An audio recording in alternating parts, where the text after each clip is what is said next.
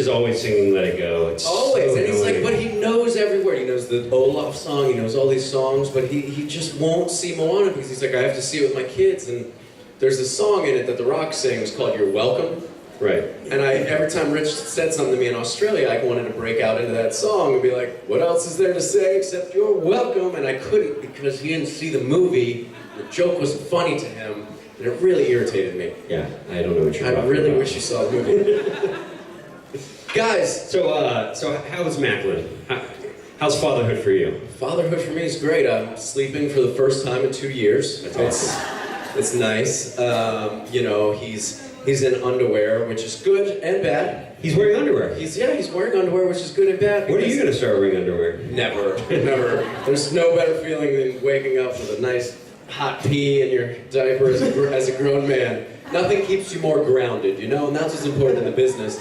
Keep your feet on the ground and a dump in your pants. Everybody knows that. It's a classic Matt Cohen quote. That's classic. Put that on a shirt. I am a real prized possession.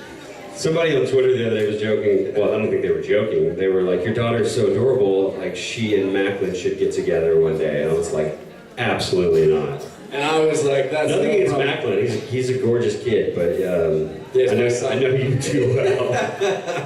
I assure you, Gilbert, my son will be a far better man than I ever was. That'll be all because of your wife. That is 100% true. Those are facts. Those of you who don't know, my wife is an outstanding citizen, and I have no idea why she married me. But she did, and now she's contractually stuck with me. So I win. Always marry up, ladies and gentlemen. Always marry up. It's very important, especially if you're having kids, because then your kid will grow up much better than you did. What else should we talk about up here? Gil? I don't know, should we, I think you guys have some questions. I know they're not for me, because I ran out of question askers like 300 hours ago. Hey, they gotta be some for you. Isabella. Actually, oh wow. Good morning. Gil, way to show me up. He's like, hey, I know your name and your address and your phone number. My question is actually for Matt. Hey, how about you? No, I love this. Isabella? Thank you. I don't know if you've been asked before, but would you rather come back as Michael or John Winchester? I have been asked this before. I'm guessing you were at a Jared or Jensen photo op or a meet and greet. Why? Because she's glowing? She's glowing and I can feel her irregular pulse from here. She's got a little perspiration on her upper That's lip. because of you, not Listen, I could not possibly pick one of those. If they brought me back to Supernatural, I'd be just But if you could, like, ever so grateful. Michael is more fun, yeah, I agree. but John means a little more to me. You know, Michael's a free, you know, it's a character that doesn't have rules. He's an archangel. He's a, you know, he's majestic. He's fantastic. And John has morals. You know, there's a story to be told through John where Michael is, I can create whatever I want around him. So both of them, but if I had to pick to give you an answer, Isabella, my dear friend, that I know your name, it would probably be Michael.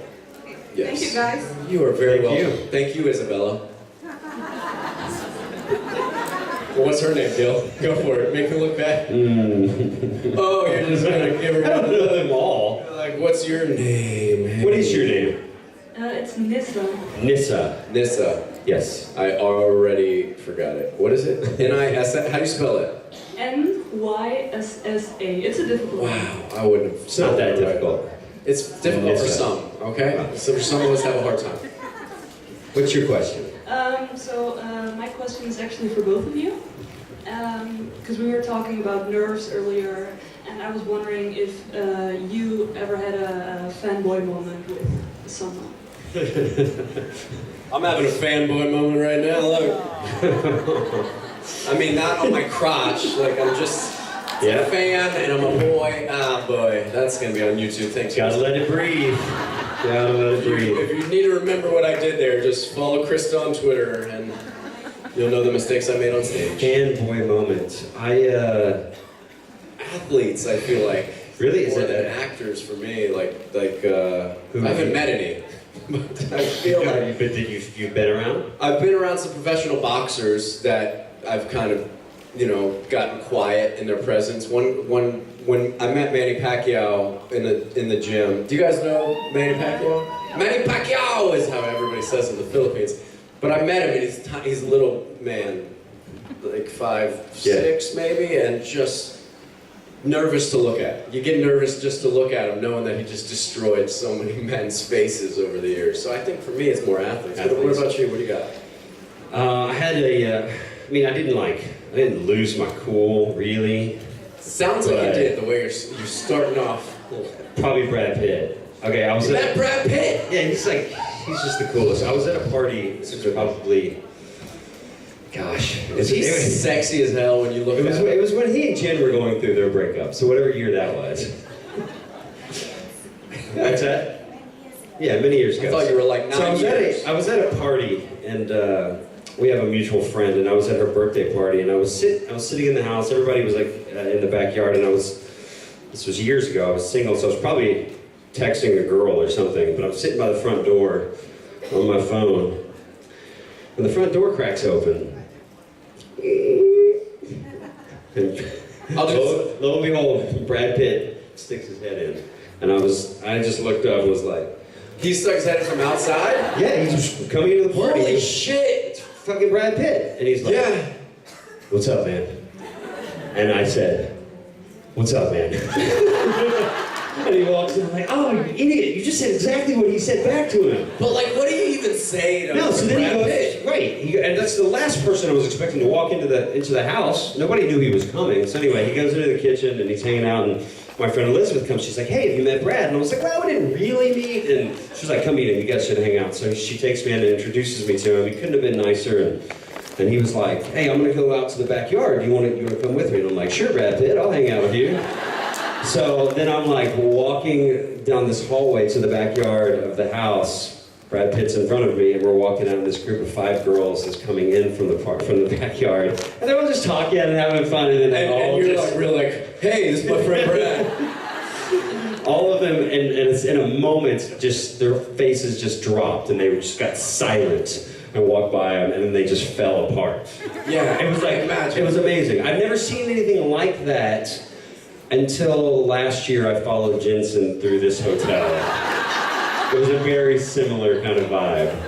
Jensen is Supernatural's Brad Pitt. I mean, he Jensen gets a little extra like swag in his step when he's here. I've noticed. Yeah. When he's always like cool and collected, but he gets a little bit more like.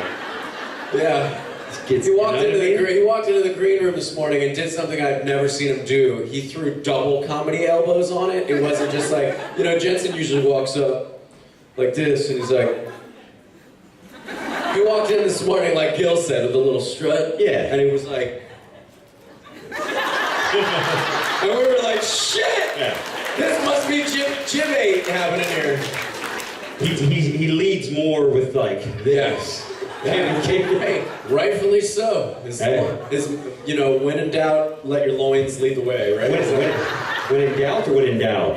Both of those. Hold on, I gotta go back to Brad Pitt. This is a baffling story. So anyway, sorry, go ahead. No, I want to hear more. So then we're hanging out in the backyard, and I'm chatting with Brad Pitt. There's maybe like, I don't know, 50, 60 people there, and the music wasn't even that loud or whatever, but then all of a sudden the cops showed up, which never really happens in LA like that much unless you're just being an asshole. But these group of like 3 or 4 cops like come in like through the bushes in the backyard, and they're just like, "All right, you guys, get a little loud back here. What's up, Brad?" It's Brad Pitt. Brad Pitt. And they're like, "Shh, we got Brad Pitt." Don't bother sending back over. You could just have some food catered and bring some beers. We're gonna be a while. Yeah, we're gonna be here talking to Bradford. I don't know what he goes No, by. but- Mr. Pitt, whatever it is. I don't even know if he likes Mr. Pitt. Sounds weird. I'm gonna call him Bradley. Can I get you anything, buddy? You need anything to arrest these folks, but you're good. That's pretty much what happened. No, they go, "All right, you guys are cool. Just keep the music down." And so then they leave, and then more cops came back to see Brad Pitt. I swear, I was like, wow, this is, talking about fanboys. LAPD, you guys got nothing better to do? I know. That was like the code into the radio, though. They were like, "Yeah, just cater some food and some beer." You know what I mean? Bring the rest of the guys down. We got a 387. Make sure you bring your camera. I need a photo up of this son of a bitch. I also need an autograph. If you have a Sharpie in the car, you need to bring that down. And actually, I'm gonna get a tattoo. He's gonna do it right on my ass right now. Excuse me, Mr. Bradley, just sign away. I think that I would be starstruck if I had met Brad Pitt. And, Yeah. and not because it's like, holy... Oh, I should get off the stage. I'm going to get off the stage now? You can stay. Gil, thank you for sharing a lovely Brad Pitt story. You guys are welcome for my poop story, and I will see you in a little bit.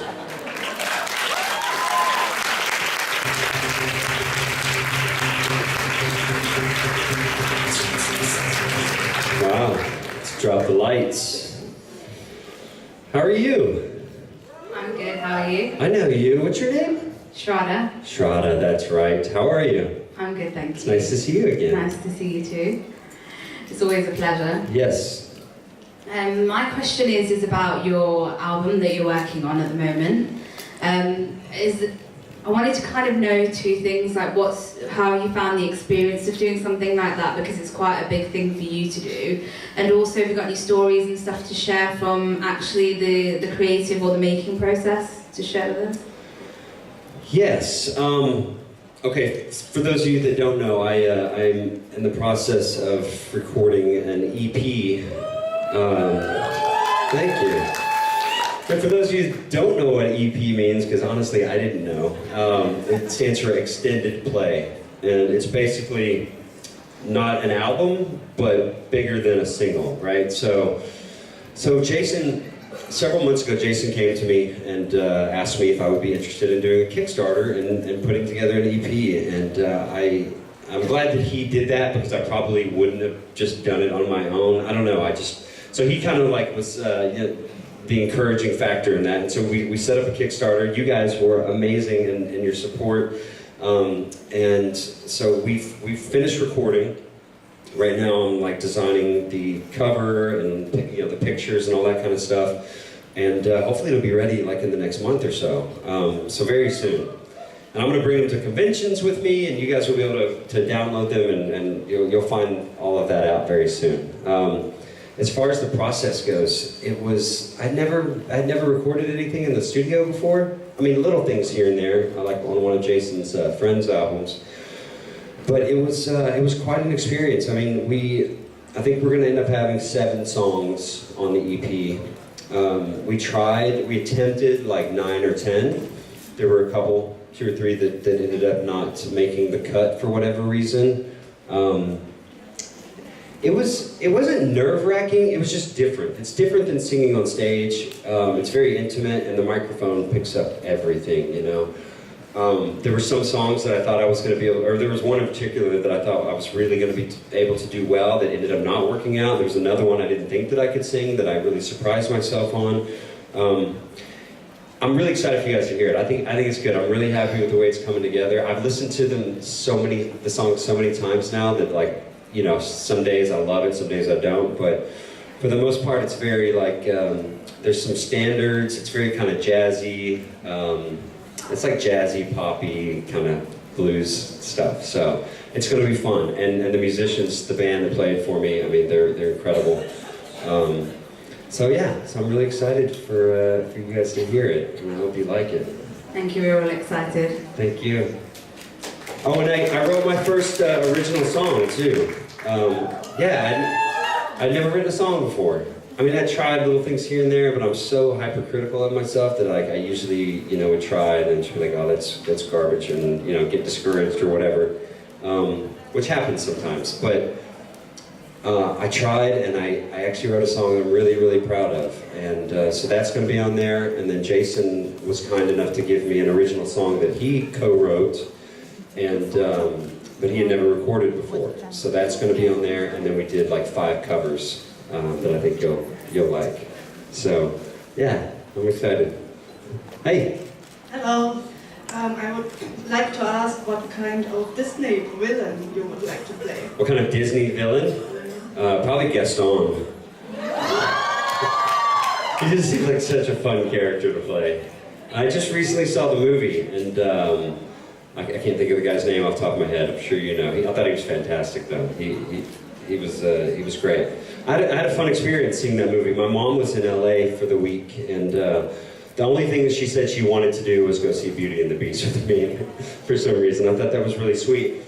when I was a kid, she took me to Houston to see the very first stage production of Beauty and the Beast ever, the one that ended up going to Broadway. It actually started in Houston, and so she loves that musical, and so I took her to see Beauty and the Beast at this theater that I like in LA, and we went like to a matinee on a weekday, and nobody else came, so we had the entire theater to ourselves. It was really cool, and like we sat right in the middle, right in the center, and it was just a really nice memory to have with my mom. So yeah, but Gaston just seems like fun. Thank you. Hi. Hi. So my question is, your character Henry Winchester was a man of letters, and if you still had to choose, would you rather be a man of letters or a hunter? Men of letters. Yeah, I want to play that character again so bad, you know, that I would probably stick with Henry as he is. Yeah, I really like the character a lot. I think there's a lot of layers to him. He's not a perfect man, but I think he's got a good heart, and he really wants the best for his family and his friends and his fellow men of letters and for the world. And I don't know, I just think there's something really great about Henry. You know, when you do guest stars in TV shows, most of the time, I mean, I've done so many like suspects and murders and like, you know, interrogation scenes and whatever, like these procedural type things, but Henry was special, you know. There was like some substance to that character, and I had a lot of fun scenes to shoot as well. So yeah, it's just it was a great, it was probably one of my favorite characters I've ever gotten to play, truly. And it's turned into like the most amazing thing, one of the most amazing things that's ever happened to me. This was all so unexpected, you know, from getting to do a guest star on Supernatural. Like, it's literally changed my life in such an amazing way. So I thank you guys for that, and thank you for continuing to have me back. I feel very lucky. Thank you. Hey. Hey. So you were in the film The Grudge 3. I'm so traumatized by those films. So I would like to just ask, like, how was the experience of filming that film? Like, was it scary or? Wow, I don't know that I've ever gotten a Grudge 3 question. Thank you. I like it. Anybody else here see The Grudge 3? Yes. A couple people. Okay, so you know the Grudge films, right? You probably saw the first one at least, maybe the second. Well, there is a third one that I'm in if you want to see it. It was an awesome experience. I had so much fun. I had so much fun shooting it. It was really intense, though. It was okay. So we shot. The budget on that film was not what the first two were. Let's just say, but for what they had, I thought they did a really good job. We shot in Sofia, Bulgaria. It took us 4 weeks to shoot the whole film, which really isn't a whole lot of time to shoot a full-length feature. We shot in Sofia, Bulgaria, which obviously I'd never been to before. I thought it's kind of I don't know, Bulgaria is an interesting place to me. It was just like a different world. I'd never been to a country like that, and I was there for a month, and we worked really hard. We shot like 12, 13, 14-hour days. It rained a lot, it was cold, it was dark, the soundstage was dark, and it was kind of depressing, honestly. By the time the experience was done and I was heading home, I was just like exhausted and really kind of depressed, honestly. Like, because it was kind of dark subject matter, you know, and when you're in that place for an extended period of time, it kind of can take its toll on you, and also just being in a far off land too. But it was a lot of fun, and I had a wonderful co-star named Johanna Brady, who was in it with me as well. She's on Quantico now. Anyway, she's a wonderful actress. So yeah, if you haven't seen The Grudge 3, check it out. It's fun. Thank you. Thank you. Hi. Hi. So, first of all, I was wondering which is your favorite song from a musical? And I just want to remind you that like 2 years ago, you promised us to sing Stars from Les Miserables.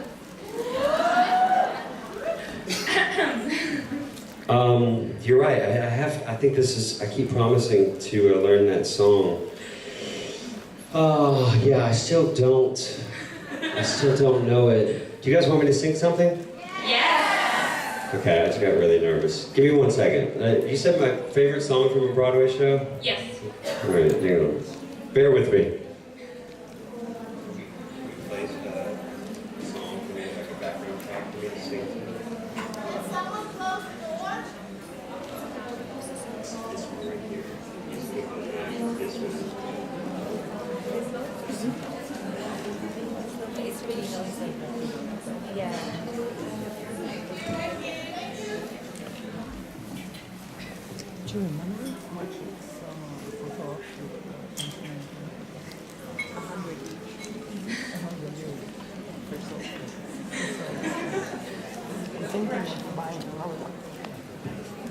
One of each. It's a little early in the morning, but let's give this a shot.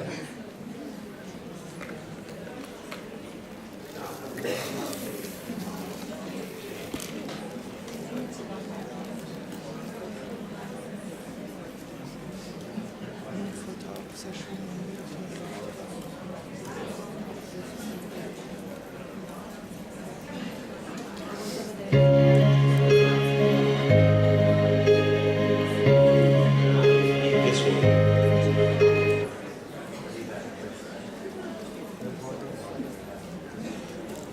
This is what happens when you do stuff on the fly.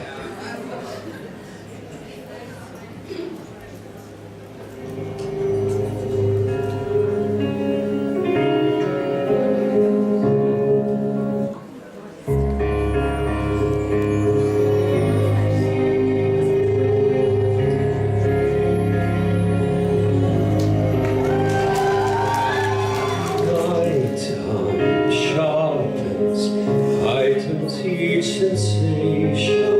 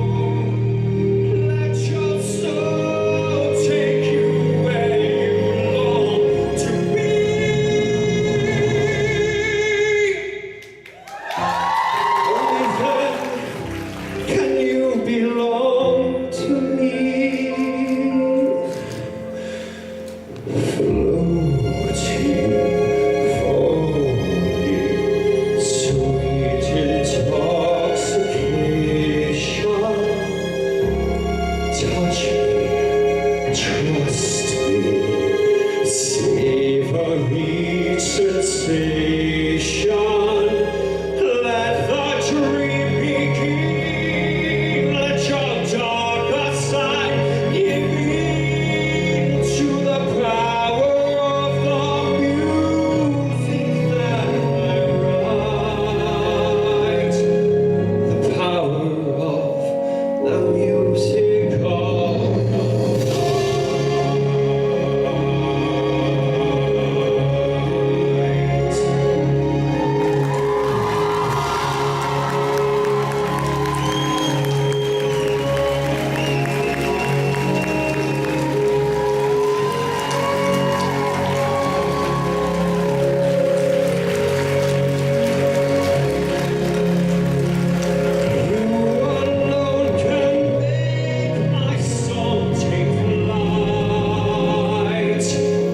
help me make the music of the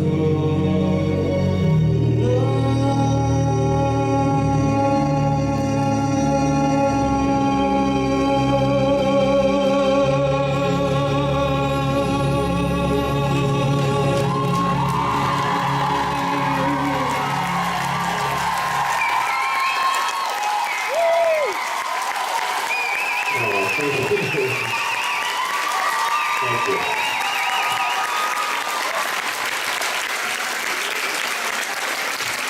Oh, you guys, thank you so much. Thank you. So yeah, I like that song. Thank you. Thanks for that was not intentionally set up, but thank you for that question. Yeah, I love that song and I love singing that song. That was great. Oh, thank you. Thank you. Wow, thanks guys. Yeah, I mean, look, it's I like to sometimes challenge myself at these things to do things I'm uncomfortable with, and singing that song at, before lunch is a little challenging. But thank you. Hey, Hi there. what's your name? Good morning, Martina. Martina? Yes. Nice to see you again. Nice to How are you? Fine, thank you. So, my question is about Once Upon a Time. Okay. The third is gonna be seventh season. Oh, all right. Do you think Eric and Ariel will come back? And if so, how do you picture their happy ending? How do I picture their happy ending?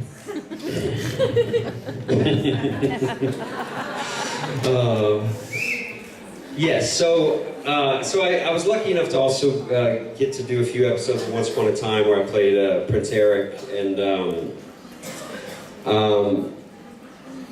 they got picked up for a seventh season, which is really, really cool. And I've gotten to know a lot of those actors because I started doing conventions for Once Upon a Time as well. They got picked up for a seventh season, even though I think 3 or 4 of their leads are leaving. The show is continuing. They're kind of having a reboot of sorts, and I'm hopeful that they'll actually write something good for Ariel and I. We haven't had a whole lot to do together on the show for whatever reason. Again, sometimes it's kind of frustrating as an actor, when you're not in control of those things. And I'm grateful for the experience I had on the show. I would love to do more. So I'm hoping that now that some of those main characters have left, maybe they'll want to develop some of the other storylines a little more, but I really have no idea if they're going to. Before this past Christmas, my manager called me, and he was like, I've got good news. I got a call from casting, and that he didn't say which show at first, and I swear to you, my first thought was Supernatural. And he said, no, Once Upon a Time called, and I was like, are you kidding me? That was the last thing I expected to happen. I was really hoping it was Supernatural. But I was thrilled to go back on Once Upon a Time. This past season, I just was in one scene. It was like one quick thing, but it's a lot of fun to work on. Not as much fun as Supernatural, but it was fun. It's fun. I literally flew up to Vancouver, worked one day, and then went home. That's kind of how they used me on that show. But it's nice work if you can get it, as they say.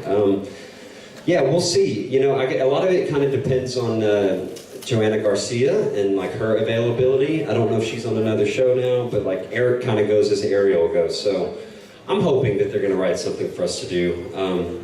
I just always had this hope that I don't know how our happy ending would be. I think in the show, I'm not totally sure because I don't really watch it, but I think in the show we technically had our happy ending and we're like, you know, in love on an island somewhere, laying on a beach, which sounds pretty nice. But I had this hope that we would somehow shoot the shipwreck scene. You know, when Eric ends up in the water and he's saved by Ariel, I thought that would be really fun to shoot. I just had this idea of like a water tank on soundstage and us getting to get in the water and like shoot something. I don't know, that's just where my head goes. I thought that would be a lot of fun.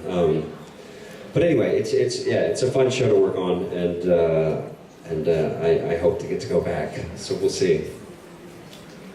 Thank you, Martina. Hi. So my question is it easier for you to talk in front of a crowd or in front of a camera? And how did your relationship with the audience change since you first started the convention? Is it easier for me to speak in front of a crowd or be in front of a camera? Yeah. I've gotten better at this. I mean, I get nervous, you know, I still deal with that. It's just the way I'm wired. It's just who I am. I just kind of accept it. I remember the first convention though, and it was in Washington, D.C. in 2014, I believe.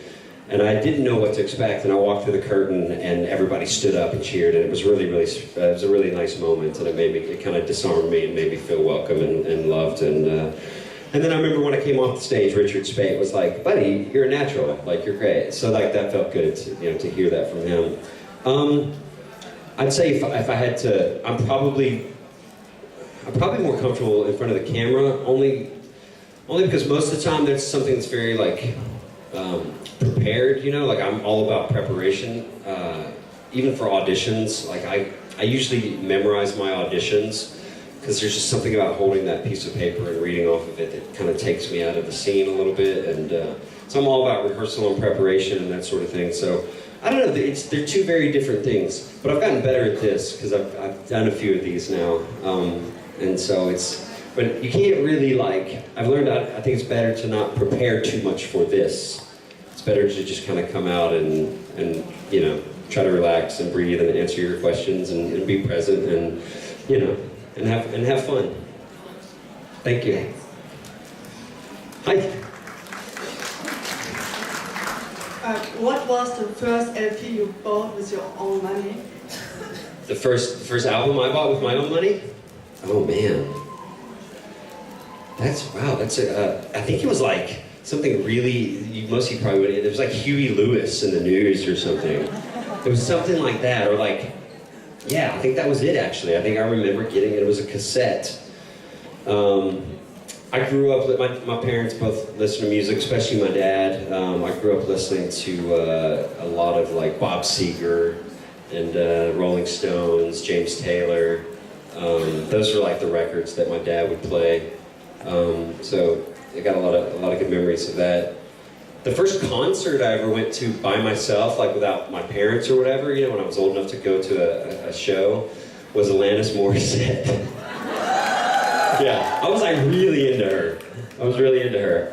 I had like I was like such a little fanboy. I had like a bulletin board in my bedroom, and I had like Neve Campbell. I was